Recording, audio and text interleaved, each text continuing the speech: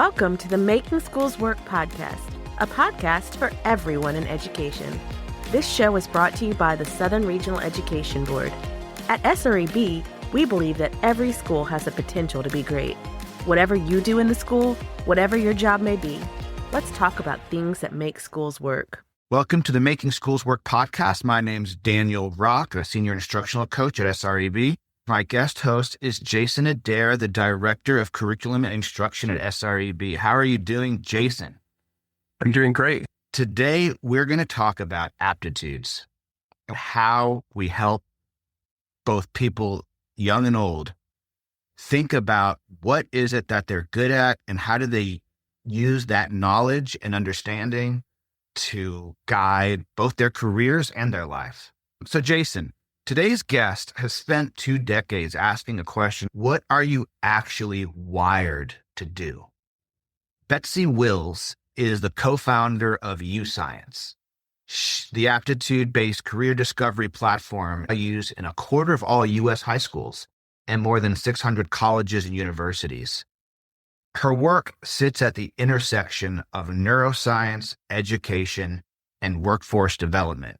Skills change, interests change, but your natural aptitudes stay with you your whole life. When you understand them, choosing a career, managing burnout, navigating major life transition gets easier. She's also the author of Your Hidden Genius, which brings decades of her aptitude research to a general audience and includes access to the YouScience assessment itself. She has shared her ideas from TEDx stage to boardrooms. She talks with Amazon and Dell, and she's made it her mission to democratize the kind of career insight that used to only be available to people who could afford it. Jason, are you ready to learn about our aptitudes? Yeah, I'm excited about this discussion. I'm so excited to be a part of this conference and this session. And I'm really excited to talk about a revolution in career guidance and life guidance. I think we have come to a point where we're dragging career guidance and college guidance out of the Stone Age using better personalized data. And the whole concept behind understanding your innate abilities or aptitudes is to have an objective view of what makes you have a learning rate faster than other people in certain areas, and in other areas, more challenges. How did you get to this place of focusing on aptitudes and career exploration? Career guidance. How would you describe the field that you work in? I think the truth of the matter is career guidance never stops. When you say education, if you believe education never stops, it's the same for career guidance. For years, we've isolated into a certain period of our lives. My personal story was I was 32 and I was home with 2 children, coming back into the workforce at that point. This is around 2000. A friend recommended I go do something called Johnson O'Connor.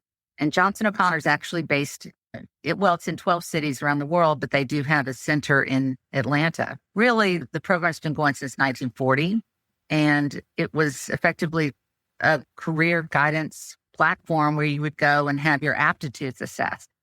And most people don't understand what aptitudes are. They think about the Scholastic Aptitude Test that then changed to the Scholastic Achievement Test and then to just the SAT.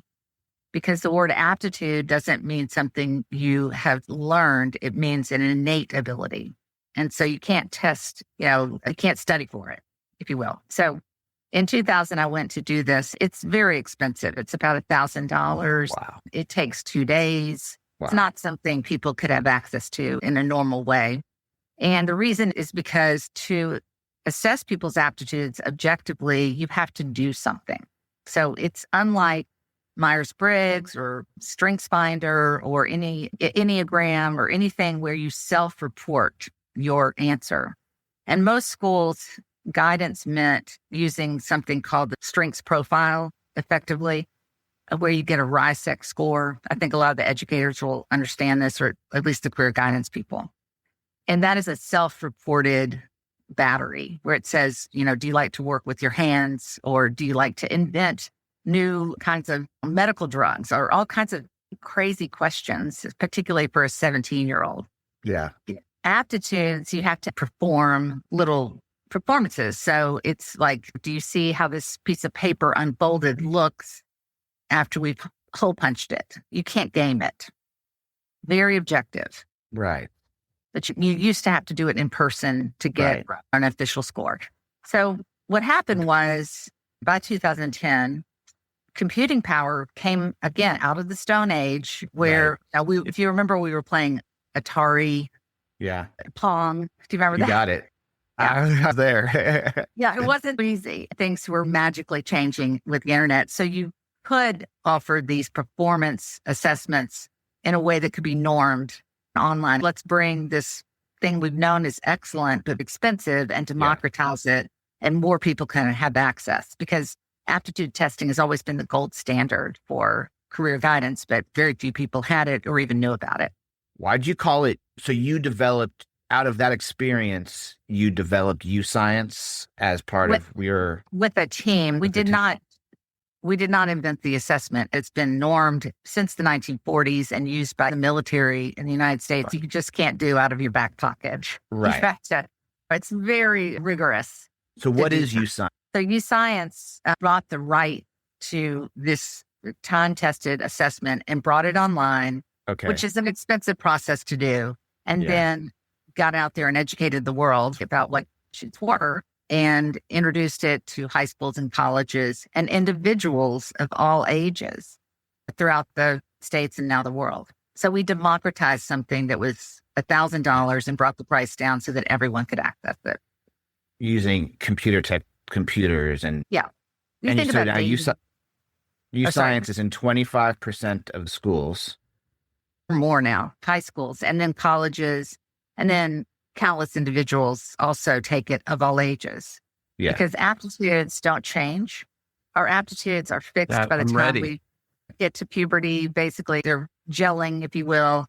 But you can take this assessment when you're 14, 17, 27, 77, and your pattern or your score pattern will be the same. And we know that. One of the questions I was going to start with is, what is an aptitude and why is it important to think about your whole life? An aptitude is an innate ability, and there are over 52 aptitudes that you can measure. Examples of aptitudes would be things like sequential reasoning. Some people are mentally arranging things in their head naturally versus some people do it in a more physical way, like filing and calendaring, that kind of thing. That's on a continuum. Some people do it one way, some people do it in another. In a different way.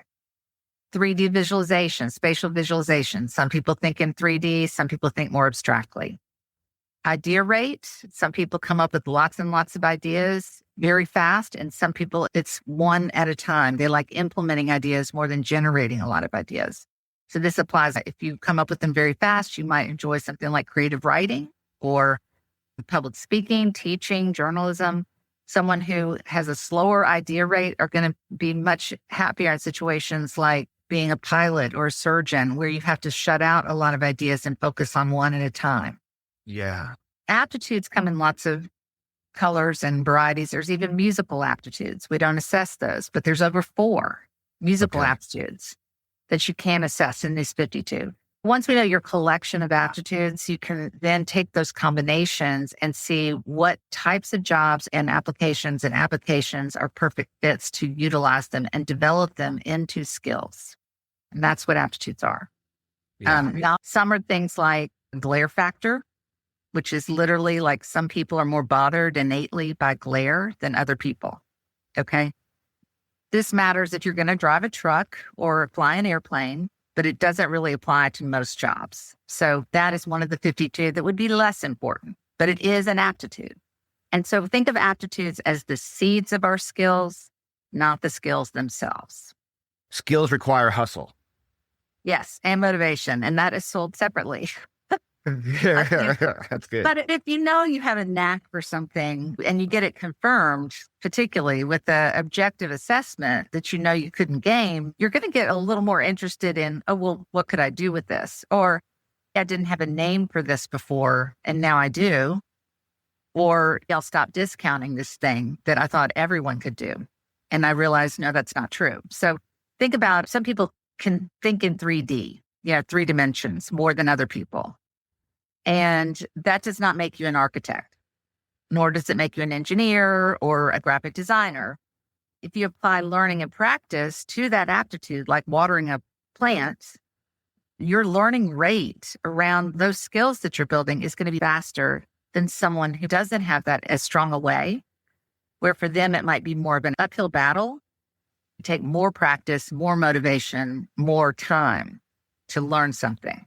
Things that are harder for us, we get frustrated and aren't as motivated to do, but things that come easily to us are exciting. All of us have a unique combination of these aptitudes. If you think about a soundboard, the beautiful music is the combinations of spikes and angles on that soundboard that makes the beautiful music. It's not a game where you want to be good at everything. It's really the combination and the mix that makes us uniquely qualified to do different things and learn fast. One of the outcomes potentially is matching aptitude with career aspirations, right? Like to say, oh, there's a real match here. This is going to be great. Yeah. And not to know there might be something that you need to, that's going to. Yeah.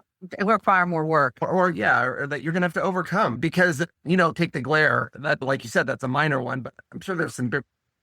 Oh, there's some much more important ones, right? That we'll like get the into. 3D, if you can't see in 3D well and you want to be a video game designer, it's going to feel exhausting. Right. That's the thing. These are not dream killers, though. If you want to do something, nothing's going to stop you, okay? Yep. But what has happened in a world that's no longer is everybody either a farmer or how you think about how many careers there are, okay?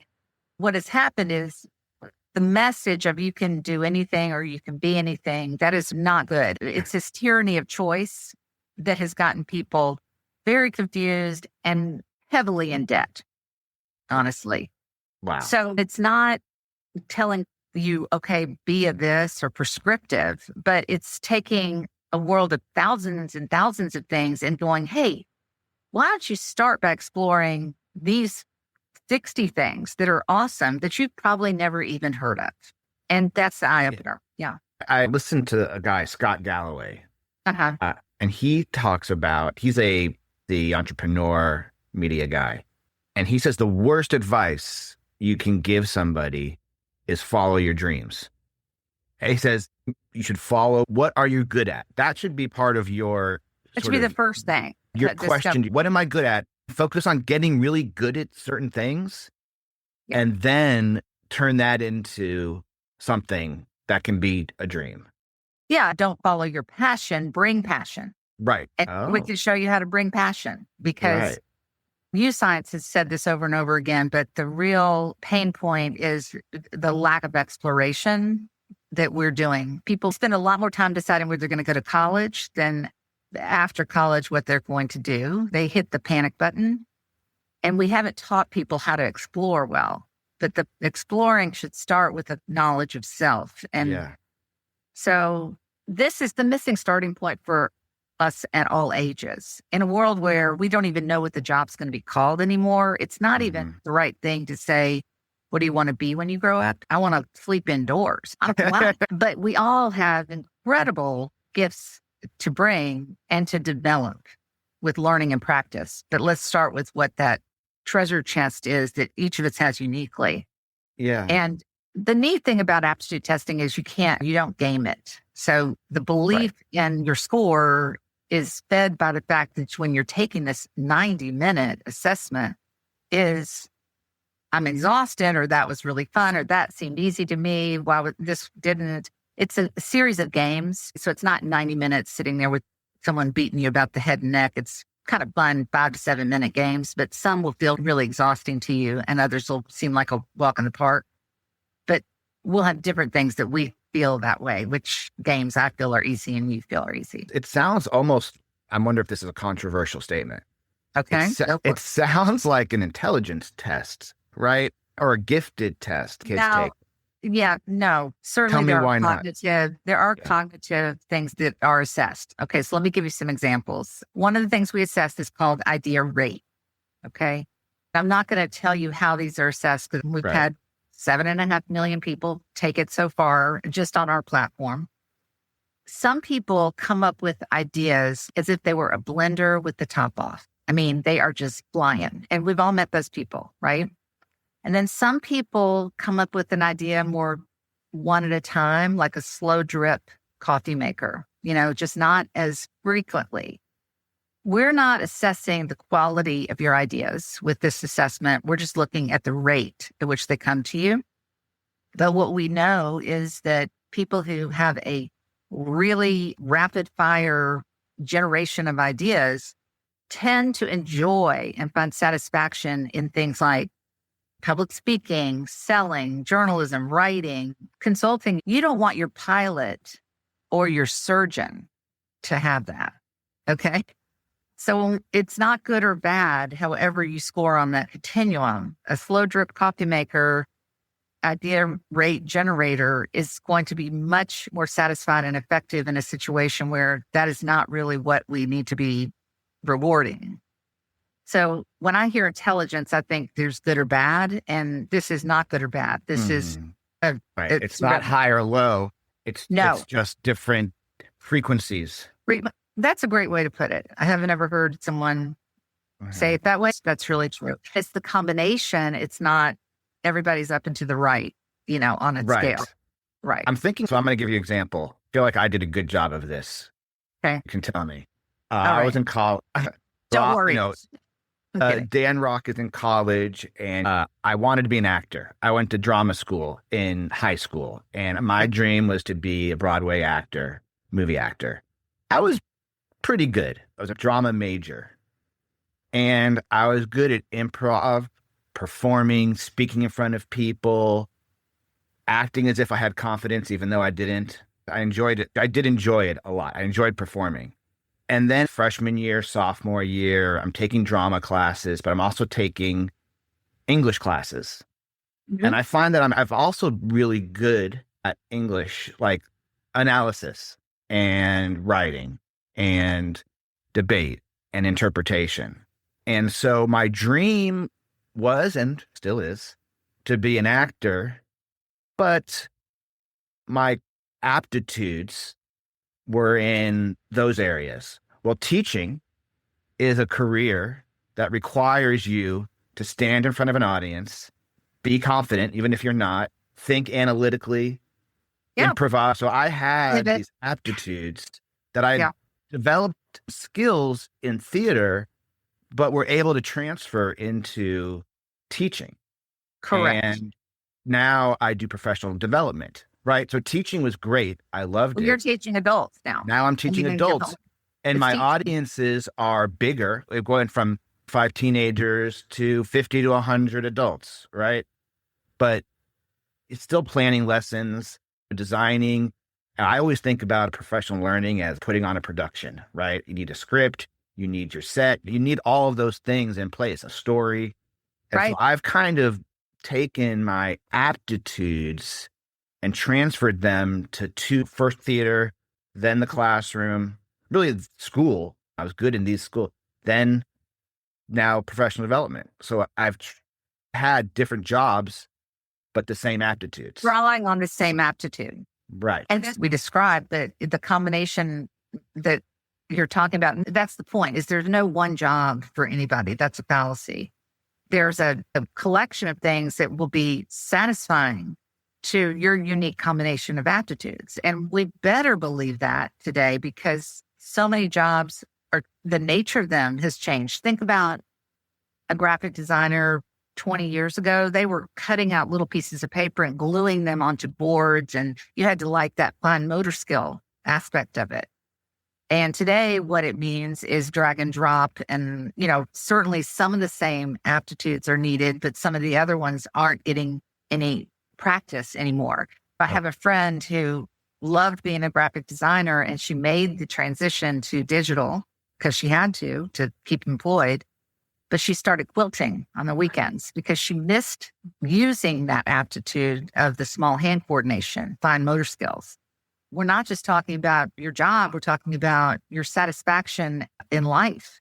But when you get into talking about being an actor, it's idea generation. You probably like the Q&A more than you do even giving the lecture, because you're like, oh, give me a chance to draw you a picture over here of what I'm trying to explain to you to get through, or I'll do it a different way, or I'll do an interpretive dance. You're going to find a way, Dan, because that idea rate is powerful, going all the time. When you take the assessment, it's things like that you discover, and then you're like, oh, that's why this is happening. Or this is why I need to do this. I think most people's dissatisfaction with their job, their lives, is usually an unused aptitude that they've kicked to the sideline. And that if they brought it back out and started using it, even if they didn't change jobs, they'd find the current job they're in more satisfying. I've had a lot of conversations with people about the nature versus nurture kind of debate. In my opinion, school got so into the nurture that we kicked nature to the curb, and nature still is important. And you can nurture a nature, but you've got to pay attention to the nature, and they don't have to be mutually exclusive. Right. When a student takes to discover their aptitudes and finishes that 75 to 90-minute test, what happens then? What YouScience did was they worked with a group called HumRow that has mapped every job since the 1960s to each of these 52 abilities. Think about eHarmony, where you're taking, I can't really tell you who you should date unless I know this other data about you. That's the match that they made. Everything's about having the Rosetta Stone sitting there that's already done the scientific work of what is the ideal in these certain jobs, what do we need of each aptitude. And now that I have your information, I can give you a much finer sift of suggestions to explore. And again, it's not prescriptive, but it is extremely helpful.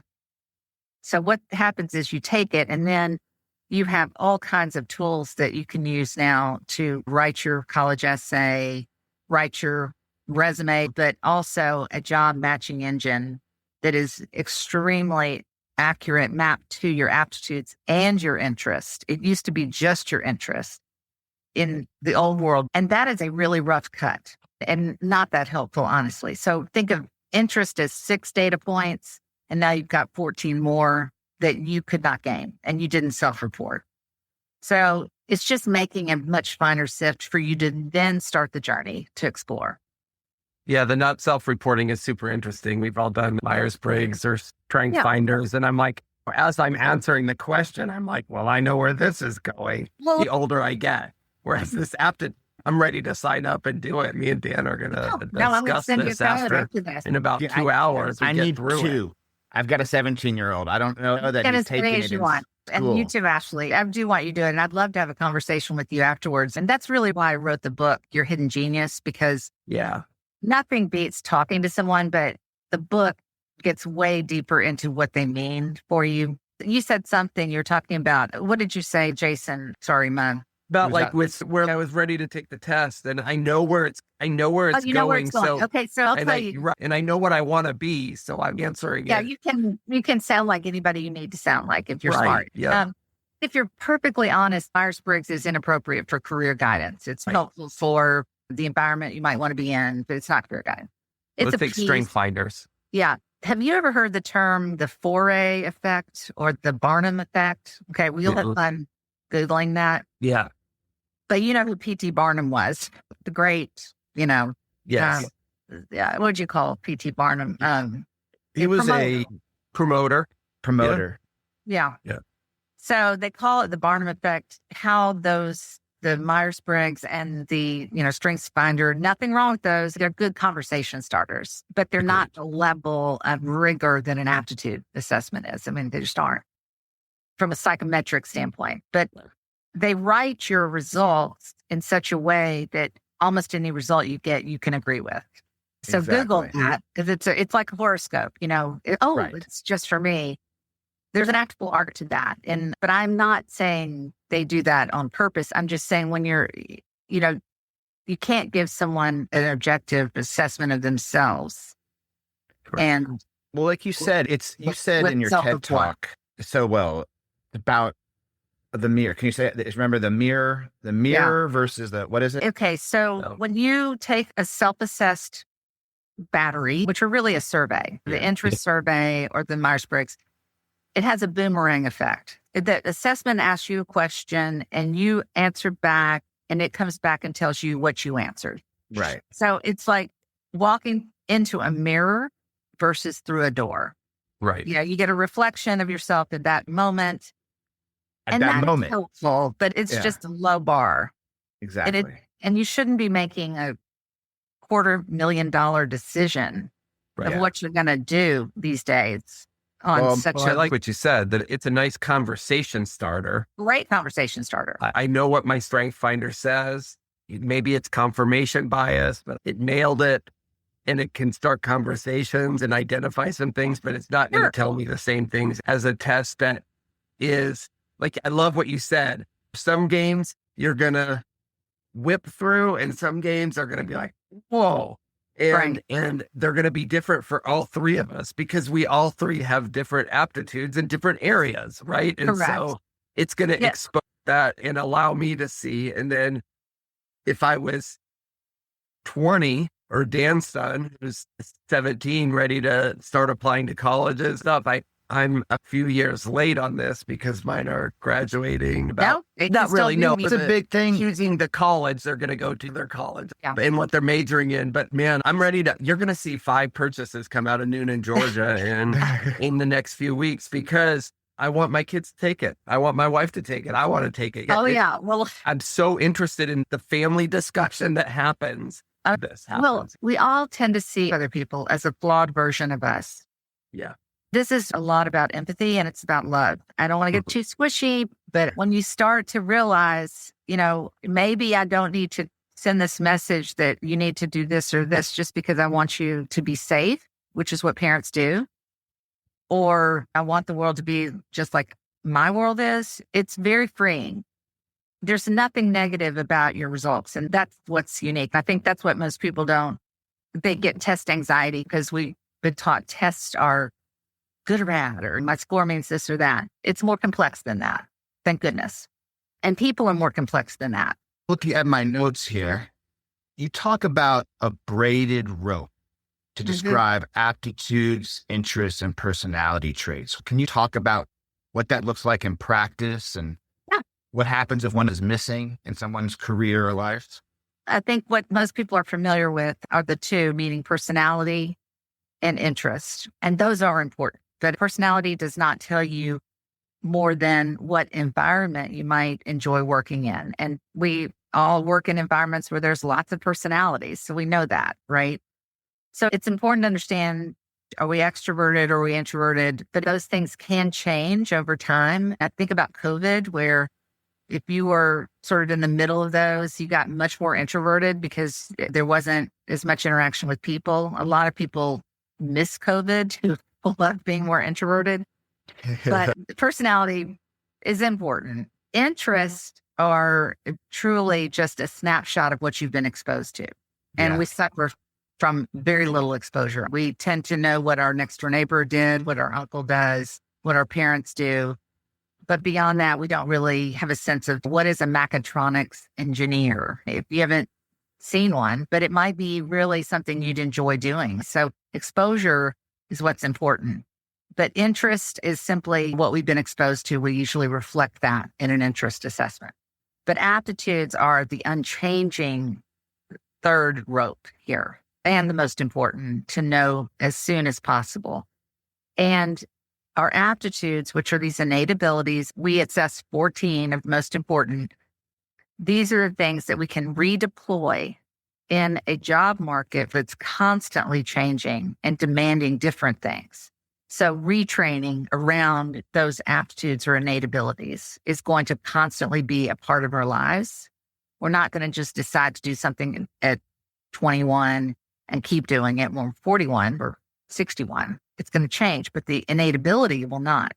So it gives us direction that is always going to be valuable to know. The 3 pieces of the rope are really key to give us this through line of our lives what are our personality, what are our interests, but most importantly, what are our innate abilities, where we're going to find the most satisfaction in our skill building. Our avocations are often even more important than our jobs, and making sure that we're building a full life around using our aptitudes in other ways than at our job can give us a lot of satisfaction within our job. So And- my dad, he's retired. He's in his 80s now. And he was a college professor for 40 years, history professor. He was very successful at the university. He became the president of the faculty senate. He represented the university across the state in a variety of capacities. He wrote books. He was good at his job. He retired and he moved to Brevard, North Carolina, and he has there built out and led the Brevard Jewish community. He has organized guest speakers. He's organized curriculum. He brings in programs. It's like a job. He doesn't get paid for it. He's brought something about those aptitudes that made him good there in retirement, right? What am I going to do when I retire, right? He still has these same, I don't know what they are, what the aptitudes are that have led him to do this, but, he's been the president of 10, 15 years. You talk about college advice and what do you want to do when you grow up, but this will impact your entire life. Every age. I'll tag on to that. I'm sure your father's very strong and inductive reasoner and sequential reasoner, but we'll get into that in a minute. Yeah. For example, my uncle was a bond trader, and that requires someone who can make a lot of decisions under time pressure. And that's one of the things we assess. People's comfort making decisions where there's a lot of ambiguity under time pressure. People who love a ticking clock in the game, they love that. And that type of job, bond trading, demanded quick decision making. When he retired, he joined an EMT team, riding around in emergency situations because he enjoyed that quick response to things. He liked that. Very different job. And he was joining in as a volunteer.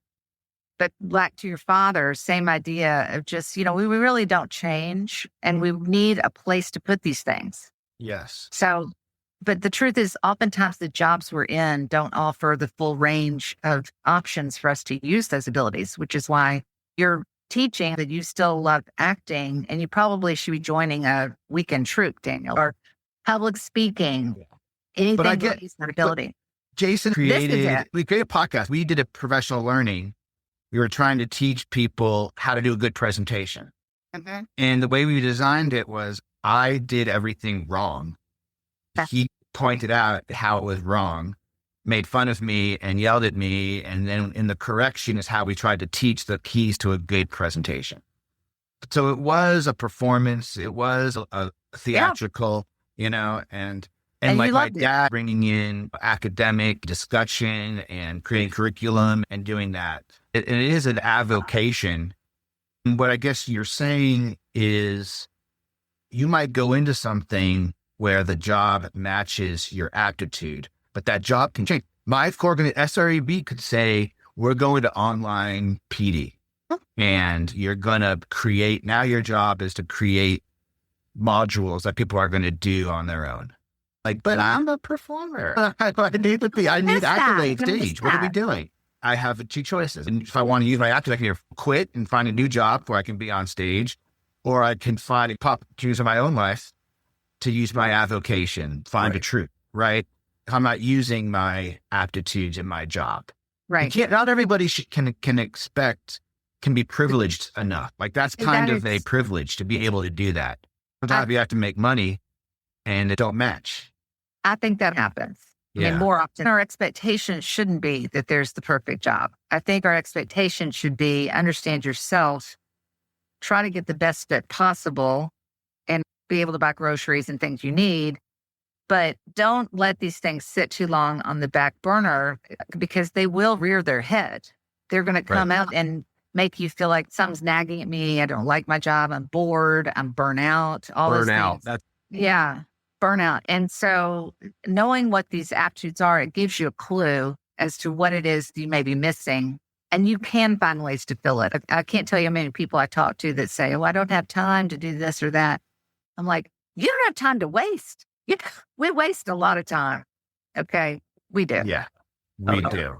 And if you can find meaningful ways to apply your abilities, it really brings that satisfaction. I think that's what this is mainly about. We want people to be satisfied in their lives. Well, you mentioned burnout and people wasting time, and sometimes you just want to numb your brain, so you flip through Instagram reels or TikTok, binge a show or something. If I knew I might be searching for an avocation that met those needs that maybe aren't happening at my burnout is real. Think of examples. It could be a mismatch. Yeah. That could certainly cause a inaptitude and vocation.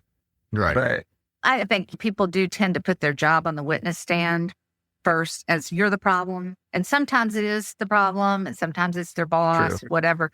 But a lot of times I want to redirect them to say, well, what is it maybe that's missing in your own, every day? Maybe that's what we look at first. Sometimes you're in a job. I had so many 40-year-old male lawyers come to me for advice. I can't count them.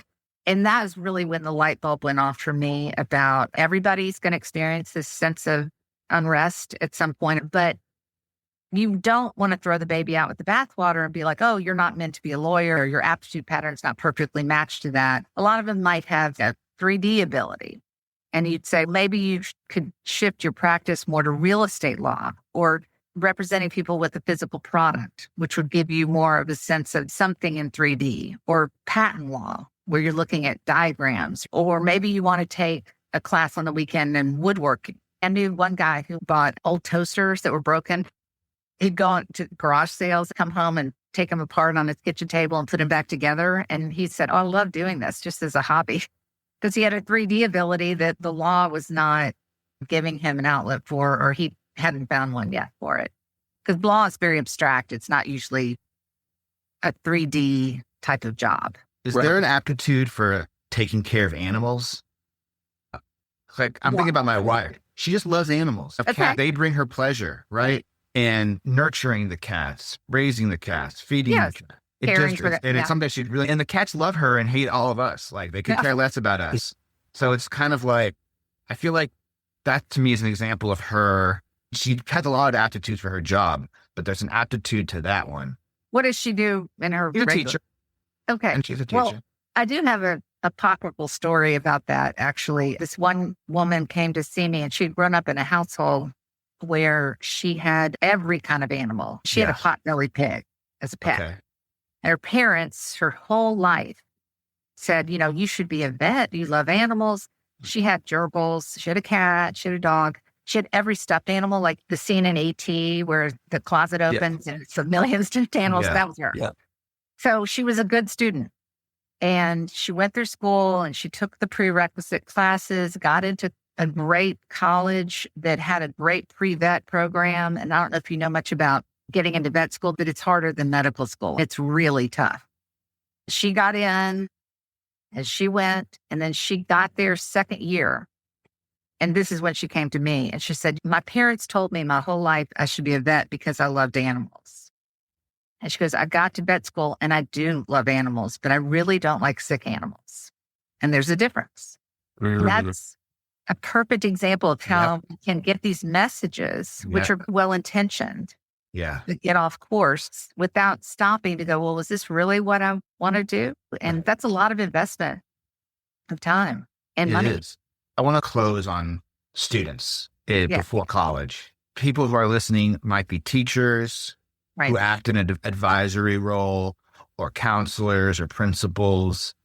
So what message do you want to give to school leaders, teachers, counselors about the shift and the types of advising and conversations they can have with students?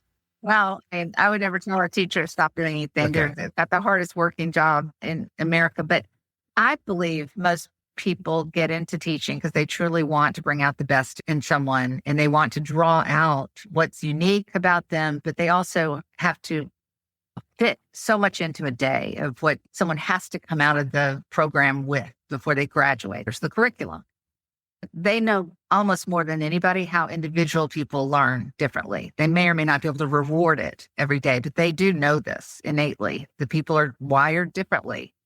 And the one person who can't sit still in class may be someone who would rather do the lab than the lecture. But understanding what aptitudes are gives words to this. They're like, oh, this is what this probably means. This person's uniquely, thinks in 3D more than abstractly. Or the person who's interrupting all the time in class, they probably have a very strong idea rate and they just can't manage it. So we're managing these aptitudes, understanding what aptitudes are, want to be enlightening as teachers, but also encouraging students to understand how to reinvent and keep looking for the next thing they're going to do and not to get into a static state and not to look at their next step as, prescriptive, but another step of learning along the way, but uniquely designed for what they bring to the world. And that's really what aptitudes uncover. As we have said before, motivation is sold separately. But if you can get your Ferrari on the right road, going at the right speed, it feels great. Yeah, that's a great way to end. So what would be fun? It would be if Jason and I took the test and then the three of us come back together and talk about it. Yes, we should. If you don't I'm mind. in. I do it. That'd be fun. That could be our part 2 bonus feature. When you're taking the assessment, you will feel like throwing the computer out the window during certain of the game, and others you will feel like this is a walk in the park. And that is by design. Right. And what Jason's going to think is challenging and what you're going to find challenging are going to be very different things. And that's the beauty of it. But when people buy the book, on the back of every book, or if you do a download book, there's a code, a unique code for everybody. And that's where it says redeem code. So it's like $49 for a retail person to go take YouScience. If you buy my book, it's the cost of the book, which is like $19. I'm the co-founder. That's why they let me do that. If you're in schools, they buy license to do it. So there's just all these different ways. To hear more from Betsy, she is a featured speaker at our SREB Making Schools Work conference in Nashville. We hope you come and listen to her and learn more about YouScience and the test and get access to the aptitude test and decide if it's something you want to bring to your school. She'll be there also with her book, Your Hidden Genius. And we'll be back for a part 2 episode in order to see what Jason, Ashley, and my aptitudes are and how that might impact our choices about our futures. Thank you for listening to this episode brought to you by the Southern Regional Education Board. SREB is a nonprofit dedicated to improving education from pre-K all the way to PhD and into the workforce. Visit sreb.org for resources on instructional practices, teacher data, career pathways, and more. And don't forget to like, subscribe, and follow us on social media. You can find us on Facebook at SREB-School Improvement and on Twitter/X and Instagram, both at SREB Education. See you next week.